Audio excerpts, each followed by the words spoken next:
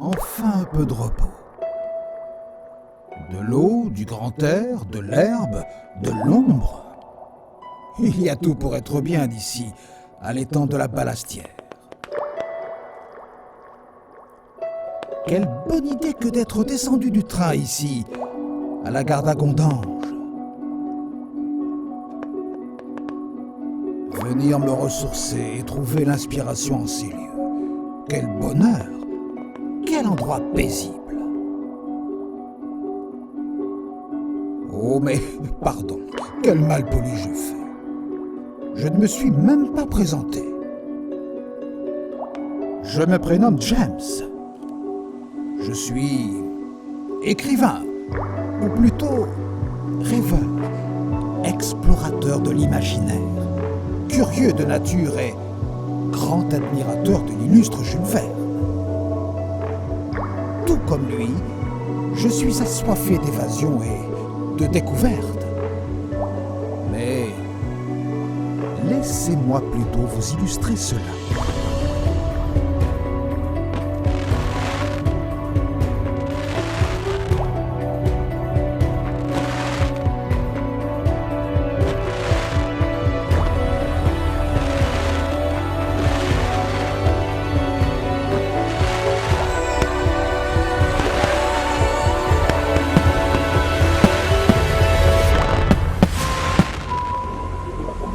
Justement, regardez ce que je découvre ici par hasard, à mes pieds.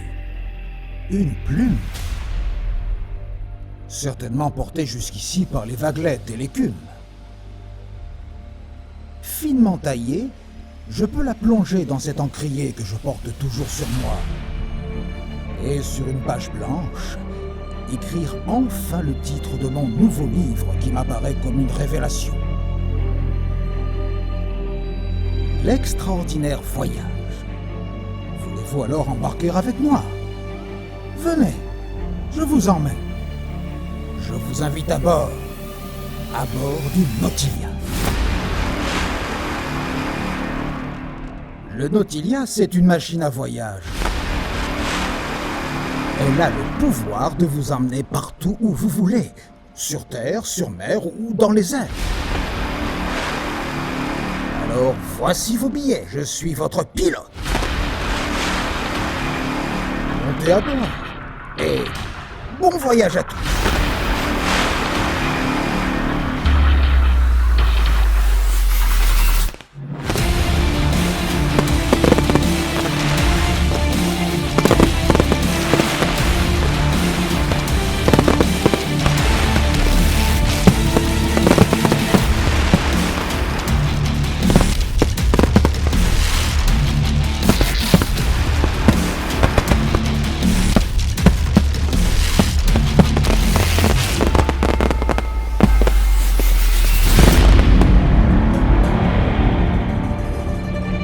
Prenant tout d'abord la forme d'un train, le Nautilia nous fait traverser à toute vapeur des contrées incroyables. Des plaines, des forêts, des lacs, des montagnes, des filtres à perte de vue et à toute allure. Nous voici arrivés en gare de Kaliningrad. Le froid de la Russie nous saisit. À peine descendus du train, nous croisons un messager du tsar qui se présente à nous sous le nom de Strogoff. Michel Strogoff. Bien qu'essoufflé, ce dernier nous confie un secret selon lequel une bande de Tartares projetterait de renverser le tsar et d'envahir la Sibérie. Il nous faut quitter les lieux au plus vite. Dirigeons-nous quai numéro 12 et prenons la route de la soie, direction la Chine.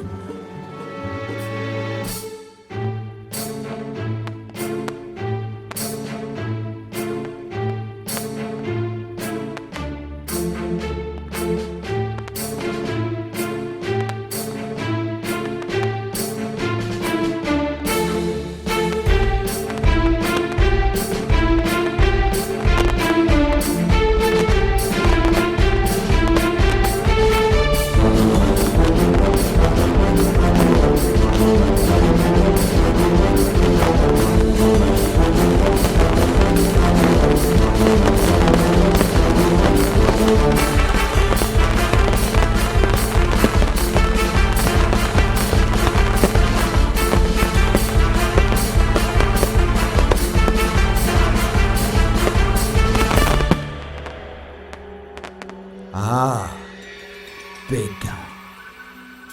Capitale historique de la Chine. Quelle beauté, quelle grandeur, quelle ville extraordinaire. Découvrons son histoire. Au détour d'un passage aux abords de la Grande Muraille, de la Cité interdite ou du Temple du Ciel, nous croisons le chemin tumultueux d'un Chinois parcourant sa Chine natale à la recherche du meurtrier qu'il chargea lui-même de le tuer. Quelle histoire rocambolesque! Que de tribulations! Il sera de meilleur augure de revenir ici plus tard. Dirigeons-nous plutôt vers le port.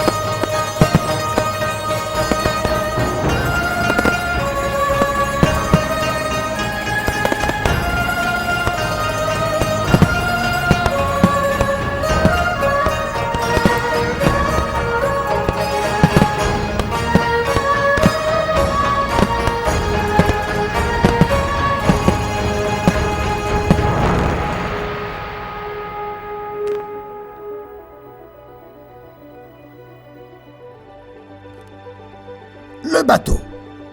Porté par les courants de la mer de Chine, nous naviguons à la vitesse de 18 nœuds direction l'océan Pacifique.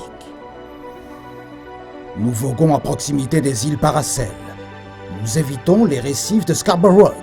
Nous zigzaguons entre les îlots de l'archipel d'Ibuaba lorsque, soudain, nous découvrons un étrange paysage à l'horizon qui semble bien être une île non repérée sur nos cartes de navigation. Il semblerait que nous soyons bel et bien face à une île mystérieuse, à la végétation luxuriante.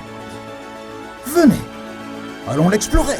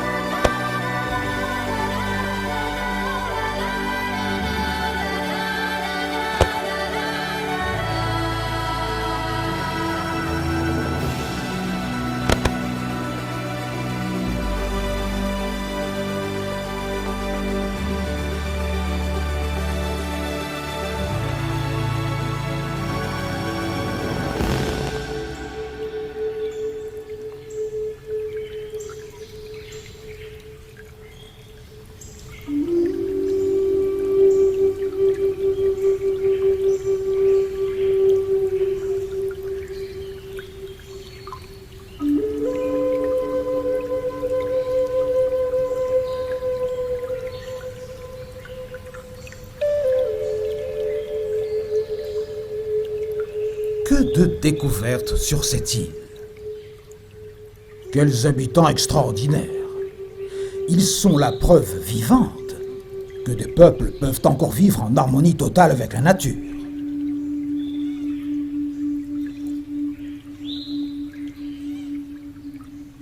Et quelle surprise lorsqu'ils nous dévoilent le somptueux voilier qui s'est échoué sur leur plage. Ce trois-mâts, portant le nom de Bounty, était, selon les récits d'autrefois, manœuvré par un équipage de révoltés qui erraient à la recherche de leur terre promise. Quel hommage ces autochtones nous ont fait! Quel honneur que de nous permettre de monter à bord à notre tour et de croiser toute voile dehors dans les eaux turquoises des mers du Sud.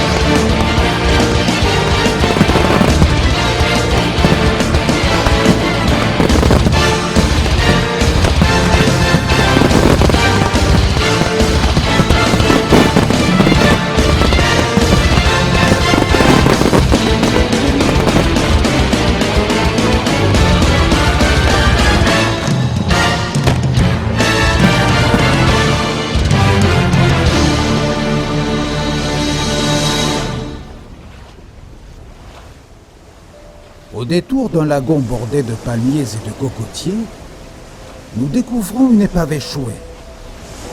C'était une grande structure métallique, bien que rongée par la rouille, mais semblant encore en état de fonctionner. En l'approchant, nous comprenons qu'il s'agit d'un sous-marin. Et nous pouvons lire son nom gravé sur ses flancs. Le Nautilus. En moins de temps qu'il n'en faut pour le dire, nous voici plongés dans les profondeurs des abysses des Caraïbes, sur les traces du capitaine Nemo et à la recherche de l'Atlantide.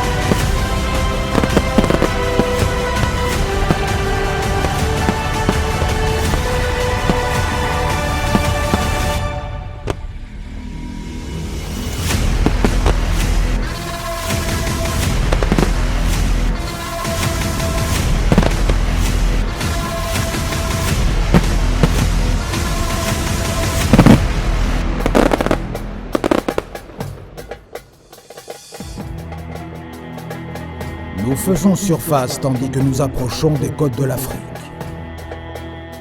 Ici, il faut prendre de la hauteur afin d'embrasser tous les paysages, les savanes et les déserts à perte de vue.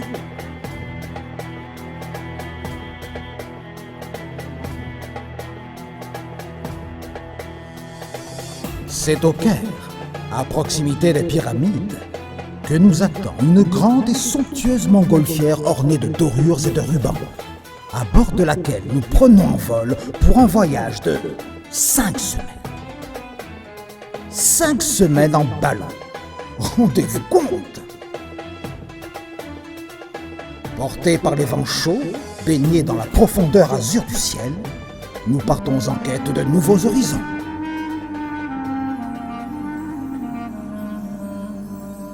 Moi je viens d'un pays qui ne connaît pas la pluie, où les caravanes rêvent des flammes. Tous les peuples là-bas se mélangent, se côtoient. Oui, c'est étrange, mais hey, c'est chez moi. Quand le vent vient de l'est, le soleil est à l'ouest et s'endort dans les sables d'or.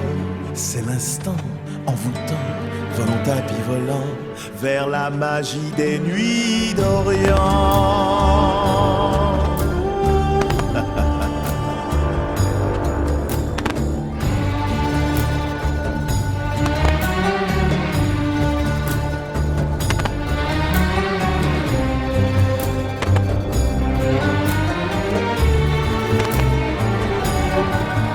On serpente dans les rues, au bazar de légendes, d'où s'exhalent coriandre et jasmin. Tant de senteurs gourmandes, tandis que tu marchandes un châle de soie ou de satin. La musique s'installe quand on suit ce dédale, sous le charme de chaque instant. On est pris dans la danse et perdu dans la transe d'une nouvelle nuit d'Orient. Aux nuits d'Arabie, mille et une de folie, insomnie d'amour, plus chaude à minuit qu'au soleil en plein jour. Aux nuits d'Arabie, aux rêves infinis,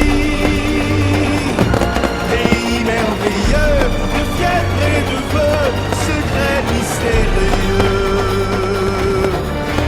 Ton chemin te conduit vers le bien où l'envie par les vœux magiques que tu détiens. Laisse le mal progresser ou la fortune te combler. À toi de choisir ton destin. Aux nuits d'Arabie, mille et une folies viennent t'exalter. Tu vas t'envoler et tout emporter. Aux nuits d'Arabie, au parfum de velours, pour le fou qui se perd au cœur du désert, fatal est l'amour. Cherchant un endroit pour nous poser, c'est sur les pentes du volcan Krakatoa que nous faisons halte. À peine descendus de notre nacelle, nous découvrons, non loin du cratère principal, l'entrée d'une grotte qui semble s'engouffrer sous l'énorme montagne rocheuse.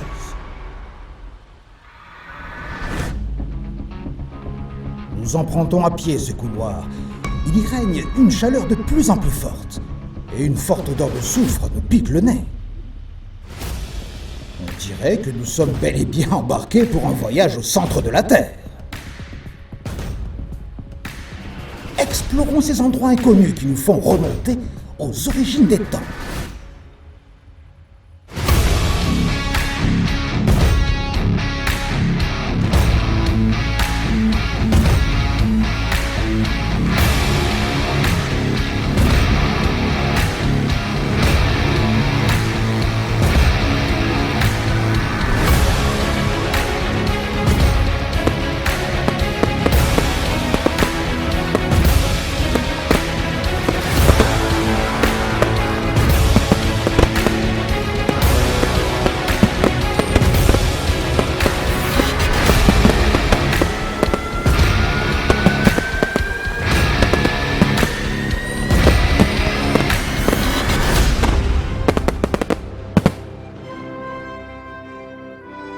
Après plusieurs heures de marche dans les entrailles de la Terre, quelle n'est pas notre surprise de découvrir ce qui nous semble être une immense base spatiale secrète, creusée à même la roche.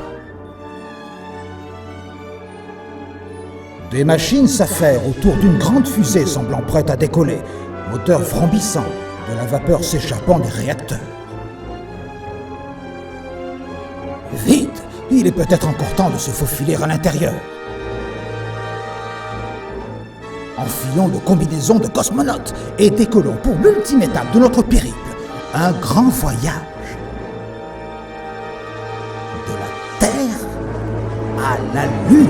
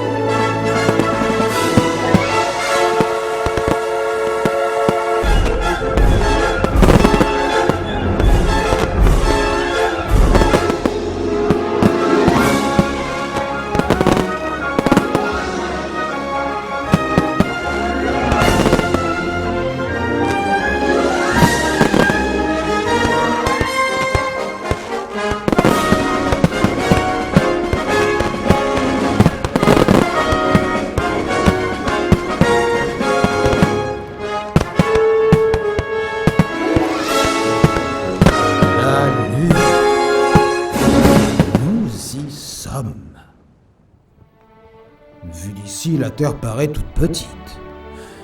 Mais si l'on prend un bon télescope, on peut apercevoir les pays, les champs, les villes, les voitures. On peut même observer les hommes flânant au bord d'un lac ou d'une rivière. On peut observer un écrivain, un explorateur cherchant son inspiration, trouvant une plume, imaginant un voyage impossible, un voyage extraordinaire. Impossible, me direz-vous? Pas tant que ça, car il faut bien se rendre compte qu'au terme de notre voyage, nous y sommes bien arrivés sur la Lune. Alors, comment tout ceci peut devenir possible? Eh bien, tout simplement, grâce à votre imaginaire et grâce à vos rêves, auxquels il faut croire pour que tout devienne possible un jour. Et quant à cet extraordinaire voyage, peut-il se poursuivre bien au-delà de la Lune, vers les étoiles et les galaxies? La réponse est bien évidemment, encore une fois, oui. Je vous en livrerai le secret dans la suite de l'extraordinaire voyage que je vais m'empresser d'écrire lors de mon prochain passage à la Balastière. Mais ceci est une autre histoire.